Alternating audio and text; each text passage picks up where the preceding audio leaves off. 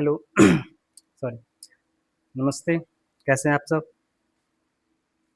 हम नाउन की श्रृंखला में आगे कर रहे हैं केस। ठीक है, हम इस टॉपिक को शुरू करते हैं। आपसे रिक्वेस्ट है कि सब्सक्राइब कीजिए, शेयर कीजिए, कमेंट कीजिए। हम चैप्टर शुरू करते हैं। हमारा टॉपिक है नाउन केस। ठीक है, पहले तो हम समझते हैं केस होता क्या है। ठीक है, case is the form of function of a noun or pronoun in relation to other words in a sentence। ठीक है, कहता है कि सेंटेंस में नाउन या प्रोनाउन का दूसरे शब्दों के साथ जो संबंध होता है, जो बताता है, उसे हम केस कहते हैं। ठीक है, फॉर एग्जाम्पल आप देखे होंगे कि हम पीछे sorry positive case of noun बताए थे आपको। तो पॉजिटिव केस ऑफ नाउन जो था, एक पूरा का पूरा चैप्टर बताए थे। उसमें हमने क्या सिखाया था? हमने सिखाया था कि एक नाउन का दूसरे नाउन के साथ कैसा संबंध होता है। ठीक है, फॉर एग्जाम्पल मेरी सॉरी राम की कलम, तो हमने सिखाया था राम्स पेन। तो उसमें अपोस्ट्रॉफी आ रहा है। ठीक है, अपोस्ट्रॉफी एश आ रहा है। तो वो क्या है? वो पॉजिटिव केस है। नाउन का क्या है? Positive case. तो कहता है कि सेंटेंस में नाउन या प्रोनाउन का दूसरे शब्दों के साथ जो संबंध होता है, दूसरे शब्द क्या होते हैं? ऑब्जेक्ट होता है, ऑनरशिप होता है, सब्जेक्ट होता है। ठीक है, तो जो संबंध बताता है वही हमारा केस कहलाता है। ठीक है, तो केस को मेनली 3 भागों में बाँटा गया है। ठीक है ना? वो है नॉमिनेटिव केस, ऑब्जेक्टिव केस और possessive case. But 2 extra case हम लोग देखेंगे कि वो क्या होता है। ठीक है, बुक्स जूनियर बुक्स में ये 3 केस लिखे गए हैं। बट हमें, क्योंकि हम पूरे ग्रामर को बहुत अच्छे ढंग से कर रहे हैं, ठीक है ना? स्टेप बाय स्टेप कर रहे हैं, तो हम किसी को छोड़ेंगे भी नहीं। ठीक है ना? किसी को हम ऐसा नहीं है कि इसका उतना यूज़ नहीं है तो हम उसे नहीं पढ़ाएँगे। पूरे ग्रामर क्लास में हम सब देखेंगे, जो भी चीज़ें हैं, जो भी रूल्स हैं, वो सब देखेंगे। ठीक है? स्पीकिंग के लिए एक अलग से हम वीडियो बनाएँगे। ठीक है? स्पीकिंग की क्लासेस सप्ताह में 2 दिन आएँगी। 5 दिन ग्रामर की क्लासेस होंगी और 2 दिन बाकायदा हम स्पीकिंग क्लासेस कराएँगे। जो ग्रामर पढ़ा रहे हैं, उसी के थ्रू आपकी स्पीकिंग कराएँगे, ताकि आपका धीरे-धीरे बेस के साथ-साथ स्पीकिंग भी स्ट्रॉन्ग होता जाए। ठीक है? हम कहते हैं कि मेनली 5 टाइप्स होते हैं। ठीक है? पहला होता है नॉमिनेटिव केस। नॉमिनेटिव केस क्या होता है? नाम से ही पता चल रहा है कि जब नाउन या प्रोनाउन सेंटेंस में सब्जेक्ट के रूप में होता है, तो हम कहते हैं कि वह नॉमिनेटिव केस है। दूसरे अर्थों में आप नॉमिनेटिव केस को इस तरह से कह सकते हैं कि जब कोई नाउन या प्रोनाउन किसी क्रिया के कर्ता के रूप में प्रयोग होता है, तो हम नॉमिनेटिव केस कहते हैं। ठीक है? तो सब्जेक्ट के रूप में जो भी या कर्ता के रूप में, ठीक है ना? वाक्य में जो भी करता है, वही हमारा नॉमिनेटिव केस है। आपको हम सब्जेक्ट, वर्ब और ऑब्जेक्ट सॉरी सब्जेक्ट, वर्ब और ऑब्जेक्ट पहचानने का कुछ नियम बताया था कि सब्जेक्ट को पहचानने के लिए जो वर्ब होता है, तो उस वर्ब के साथ हु जोड़कर हम सवाल करते हैं। For example I go I go to Patna, मैं पटना जाता हूँ। तो इसमें वर्ब कौन है? आई गो टू पटना में गो है जो वर्ब है। तो गो का मतलब जाता है। हु इसमें जोड़ दिए। कौन जाता है? मैं जाता हूँ। तो कौन के साथ अगर वर्ब के साथ हु जोड़कर अगर हम सवाल करते हैं और जो आंसर आता है वही हमारा वाक्य का सब्जेक्ट होता है और वाक्य का सब्जेक्ट ही हमारा नॉमिनेटिव केस होता है। ठीक है, क्लियर है? राम ईट्स अ मैंगो, एक एग्जांपल देखिए, राम ईट्स अ मैंगो, इसमें वर्ब कौन है? ईट्स जो है वो वर्ब है। ईट्स मतलब क्या होता है? खाता है। ईट्स मतलब खाता है। हमने इसमें क्या जोड़ दिया? हमने कहा कि वर्ब के साथ हु जोड़ दीजिए। क्या जोड़ दीजिए? हु। कौन खाता है? तो आंसर मिला राम खाता है। और यही राम जो है ना, नॉमिनेटिव केस है। बात समझ में आई?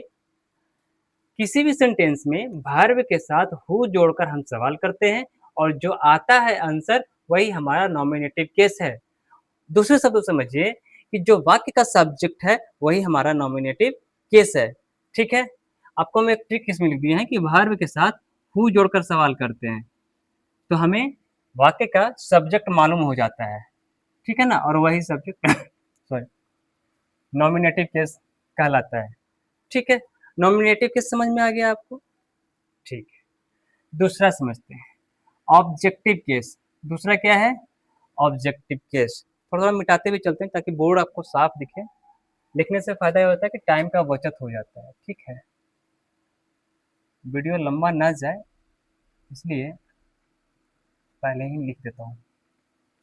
ठीक है? Objective case. ऑब्जेक्ट को पहचानने के लिए हम 2 शब्द का इस्तेमाल करते हैं। ठीक है? रूल वही रहेंगे, सिर्फ वर्ब के साथ हमें व्हाट और हुज़ जोड़ना है। क्या और किसे। तो हम सीता रीड्स द बुक, हमने यहाँ पे क्या रीड इस वर्ब है और इस वर्ब के साथ लिख दिया क्या।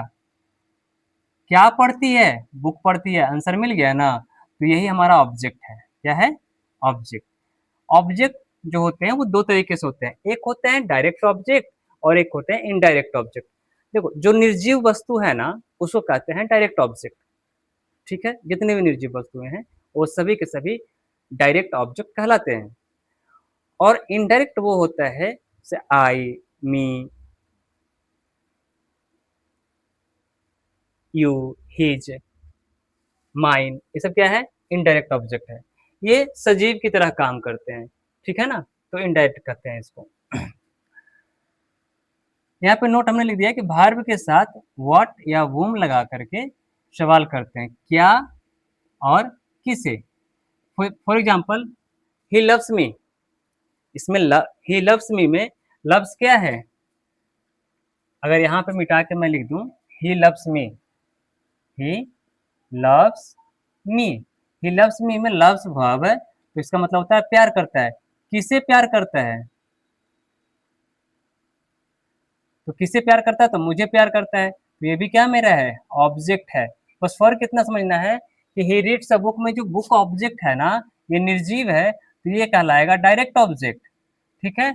और ही लव्स मी में जो मी है वो निर्जीव के लिए उपयोग नहीं हो रहा है, कोई सजीव है, इसलिए क्या हो जाएगा? Indirect object. ठीक है? कोई दिक्कत नहीं, इसको मिटा दे।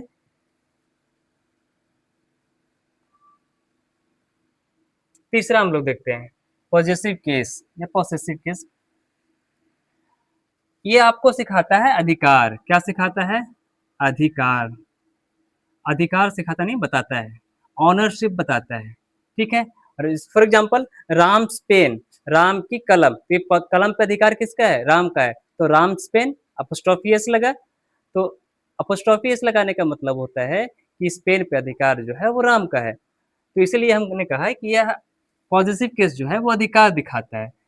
इसे हम अपोस्ट्रोफी या अपोस्ट्रोफी एस लगा करके प्रयोग करते हैं। फॉर एग्जाम्पल ये सिंगुलर है, ये क्या है? बॉयज पेन, लड़का का पेन। ठीक है? तो बॉयज पेन, लड़कों का पेन, तो बॉयज पेन। अब इस टॉपिक को आपको हम बहुत बेहतरीन ढंग से पॉजिटिव केस ऑफ नॉन में सिखाए हैं।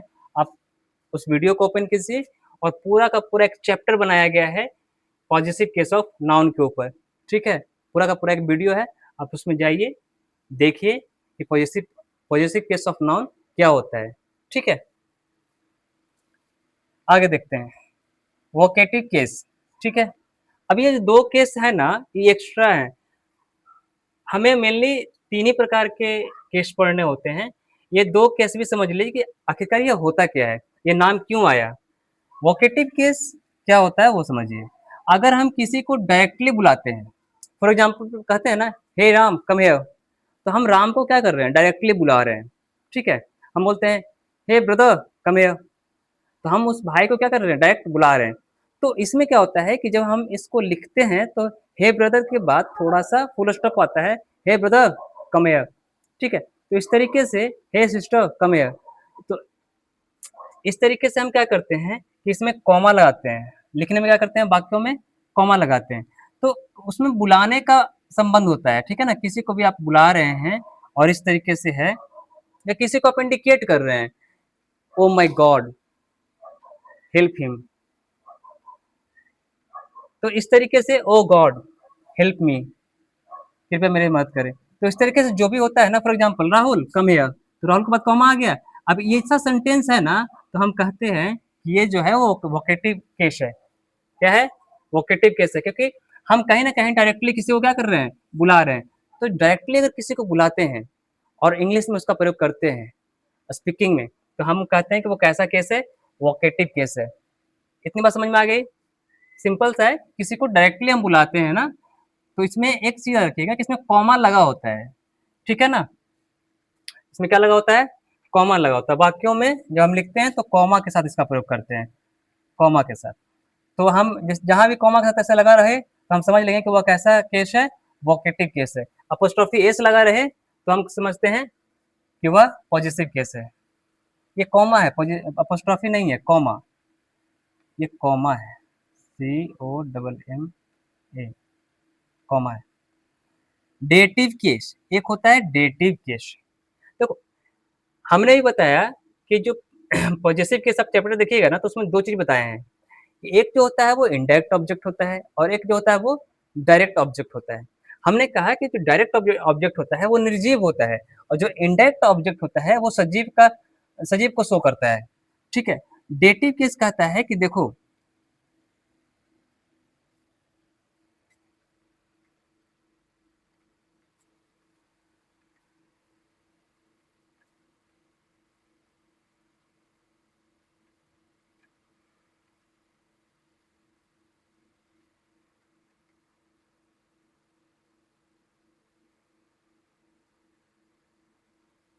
ये इनडायरेक्ट ऑब्जेक्ट को क्या करता है, शो करता है।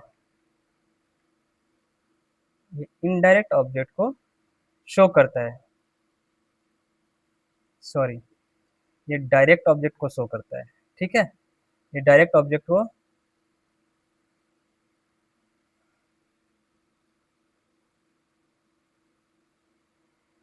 शो करता है। Dative case,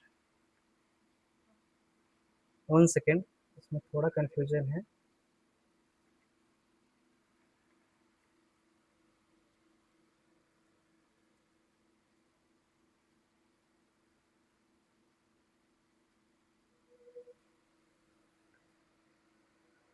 indirect object, he gave me a pen, pen क्या है, डेटिव है, ठीक है ना? और मी इनडायरेक्ट ऑब्जेक्ट है, ठीक है ना?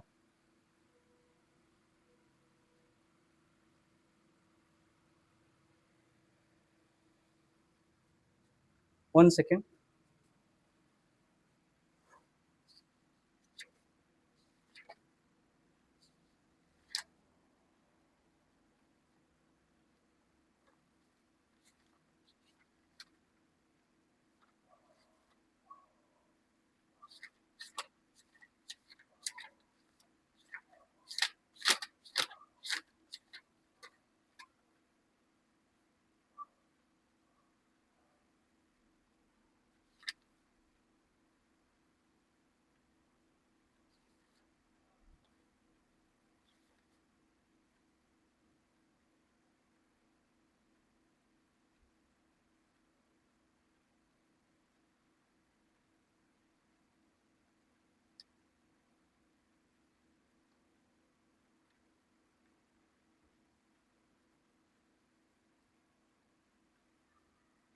ठीक है।